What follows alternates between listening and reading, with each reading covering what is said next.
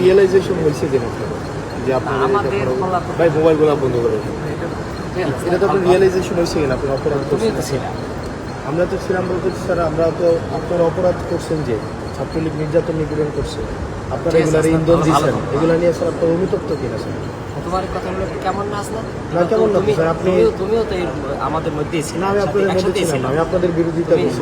ভাই সবসময় ব্যতিক্রম ছিল, ভাই আমি ফোকাস স্টুডেন্ট না ছিলাম। আমি আপনার বিরোধিতা করছি। ভাই সবসময় ব্যতিক্রম ছিল, আমি ভাই স্টুডেন্ট ছিলাম ফোকাস। আপনি আমার জঙ্গি ট্যাগ দিয়েছিলেন ওই ইয়াতে রেস্টা বিল্ডিং এ, আপনি বলছিলেন আমি জঙ্গি। তুমি জঙ্গি? আপনি আমি এটা বলছিলেন স্যার। এবং লাঞ্চের পরে আসুন আন্দোলনে।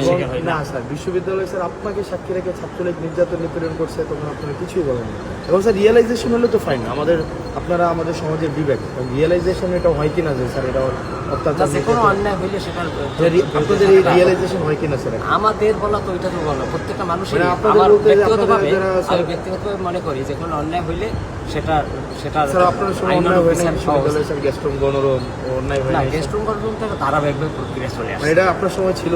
না না আমার সময় ছিল, কিন্তু আমার কিন্তু উদ্যোগগুলো আমারই নেওয়া ছিল। তো যাই হোক স্যার এগুলা নিরসনের না না হাসনাত এটাও তুমি স্বীকার জাতি করবা। হিসাবে নিয়ে আপনাদের লেখা পড়ার তারপর হচ্ছে ক্লাসের মধ্যে এই জিনিসগুলো আসা উচিত, না না রিফ্লেকশন হওয়া এটাও উচিত। তুমি স্বীকার করবা যে পদক্ষেপগুলো সেগুলো কিন্তু আমিই নিয়েছিলাম, এটাও স্বীকার ওই করবা। অর্থে না স্যার, আপনারা সবসময় ডিনাই করছেন কোন অর্থে সেটা ভিন্ন, কিন্তু শুরুটা কিন্তু আমিই করেছিলাম নির্যাতন নিপীড়ন। এবং তোমরা হয়তো সহযোগিতাও করছিলাম। না না ডিনাই করাটা অন্য জিনিস, ডিনাই করা তো অপরাধ। যেমন প্রক্টর স্যার ছিলেন, উনি বারবার ডিনাই করছেন। না না ডিনাই ইতিহাস সবাইকে সব ঠিক আছে। হাসনাত ভালো থাকবেন, ভালো থাকবেন, তোমাদের শুভকামনা।